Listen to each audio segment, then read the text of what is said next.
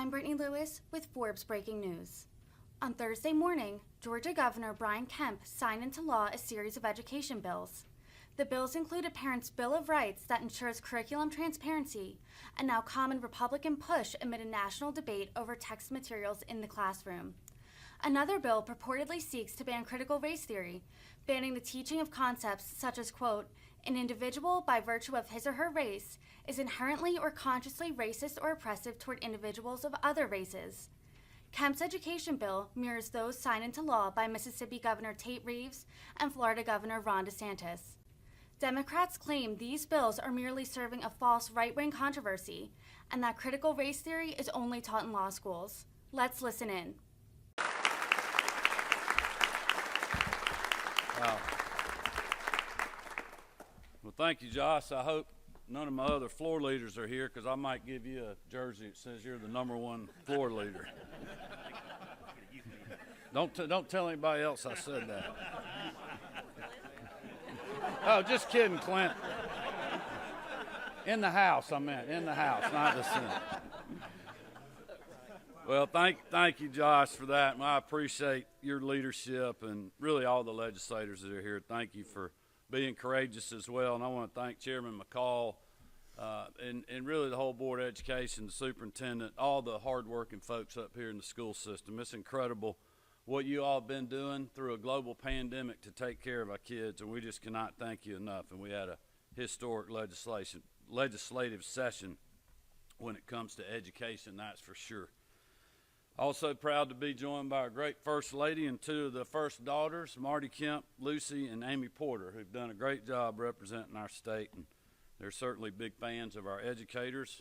We have one ourselves, but also they know how important it is for our kids to be in the classroom and being taught by the best and the brightest. And it's an honor to have them with us today. I certainly want to thank Superintendent Bearden and the Forsyth County Board of Education, as I mentioned earlier, for being here.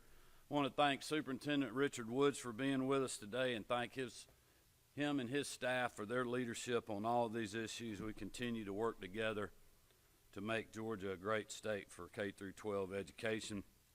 I want to thank Chairman Jason Downey, who texted me this morning he couldn't be here, but I know Lisa Kennemore is, and the rest of the State Board of Education for their leadership and support of all these pieces of legislation that I'll soon sign. I want to thank Director Joy Hawkins of the Governor's Office of Student Achievement that works with the board and Superintendent Woods in our office on many of our educational policy issues, but also they do a great job of simply listening to our educators and our parents, and that's what we're supposed to be doing.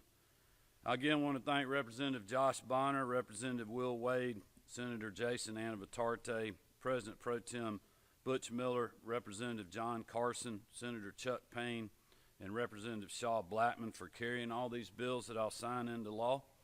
I also just would ask all the members of the General Assembly, I know that I told them when I was saying hello to them when I walked in, there's too many to name, but y'all just raise your hand. Let us thank you for your great work.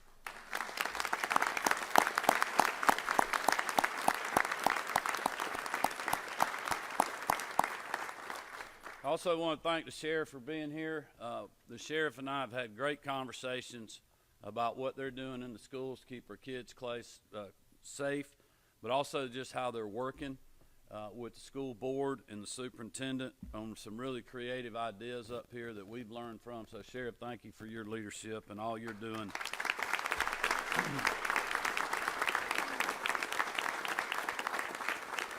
For all you're doing to keep our kids safe, but also to keep your community safe. It's now more important than ever. I wanted to mention our Insurance Commissioner, General John King. He's been such a big part of our team, not only doing a great job in the Insurance Commissioner's office, but he's been a big part of our COVID response team that was working with our educators earlier. So, John, thank you for being here. And our Department of Revenue Commissioner, Robin Crittens, is with us this morning. She's been an incredible leader. But I've literally been telling legislators all over the state as we've been around signing bills and doing other things, I just am thanking them for a historic legislative session. I mean, it's one of the best, if not the best, I've been involved in my years in state government. And I can't thank you guys enough for that. And as you all know, the incredible progress we made in strengthening education here in Georgia did not start just this year. Governors before me and members of the General Assembly going back 20 years have invested in the future of our students and the well-being of our state by making education a top priority.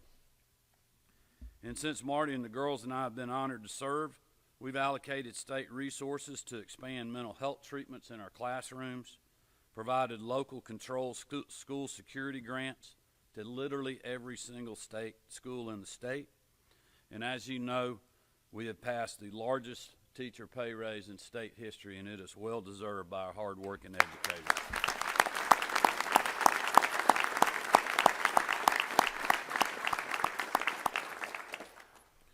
In this session, we have certainly built on that momentum, fully funding the QBE school formula for 3 out of 4 years that I've been governor, even as we emerged from a global pandemic. We finished out the final installment of the teacher pay raise I promised on the campaign trail in 2018 for a total of $5,000. And we put students and parents first by keeping woke politics out of the classroom and off the ball fields. Today we're here at the Forsyth County Arts and Learning Center to sign legislation that puts our children ahead of partisan agendas, gets parents back in charge of their kids' education, and expands school choice for those who need it the most. HB 1178, the Parental Bill of Rights, provides greater transparency to parents and legal guardians regarding what their students are being taught in school, and protects the fundamental rights of moms and dads across this state to direct the education of their child. Likewise, SB 588 ensures that local school board meetings are transparent so that every parent knows about their child's education when it's being discussed and decided. House Bill 1084 bans the teaching of divisive concepts while also protecting academic freedom and ensuring the Georgia High School Association has the authority to protect fairness in school sports. It ensures all of our state and nation's history is taught accurately, because here in Georgia our classrooms will not be pawns to those who indoctrinate our kids with their partisan political agendas. Another bill, SB 226, will also make sure our children are not exposed to obscene materials in school libraries.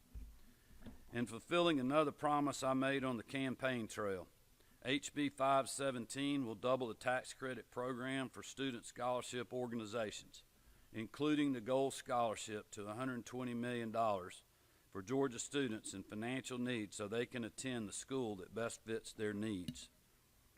SB 220 will also strengthen the quality of civic education that our students receive so that they can truly appreciate all that this country and its freedoms have to offer. It also will ensure that they learn financial literacy in our schools, like the importance of good credit and how to budget properly so that they can be better prepared for the world beyond the classroom, and to guarantee that we have an experienced, quality educator in our classrooms. I will sign HB 385, a 2-year bit of work which allows retired teachers to return to the classroom full-time in high-needs areas. I'd like to again thank the members who supported these great pieces of legislation. Unfortunately, there are those outside of our state and other members of the General Assembly who chose partisan politics over common sense reforms for our students, as well as our parents. By standing up for the God-given potential of each and every child in our schools and protecting the teaching of freedom, liberty, opportunity, and the American dream in the classroom should not be controversial. Making sure parents have the ultimate say in their child's education should not be controversial. And as parents of 3 daughters, Marty and I want every young girl in this state to have every opportunity to succeed in the sport that they love. That should not be controversial.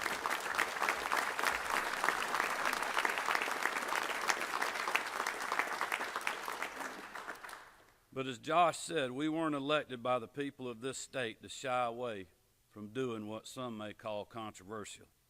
because the bills we are signing into law today are about doing the right thing. And as long as my family and I have the honor to serve you, we're going to continue to put students and parents first in the great state of Georgia. So thank you all for being here. God bless you, and let's get these bills signed. Thank you for being here.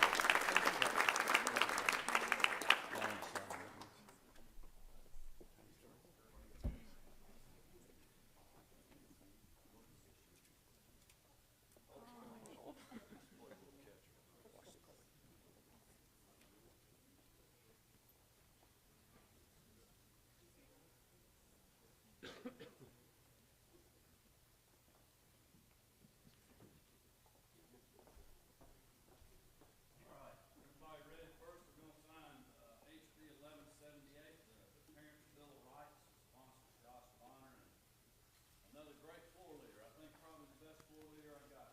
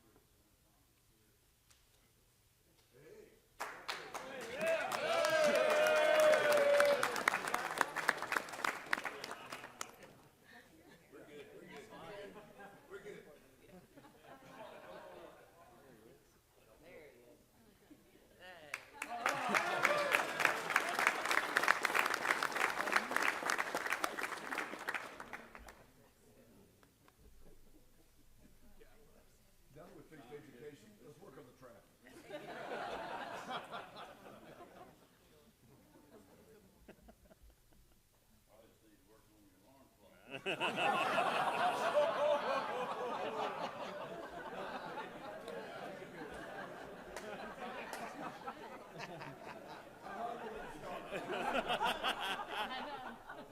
would start, well, actually the battery was dead on my Rivian.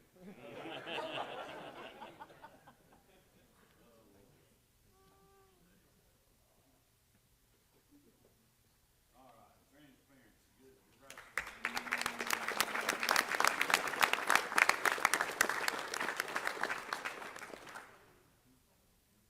all right, this is House Bill 517. It's a student scholarship bill, the gold scholarships. Representative John Carson and Senator Chuck Payne. Keep this up to book in.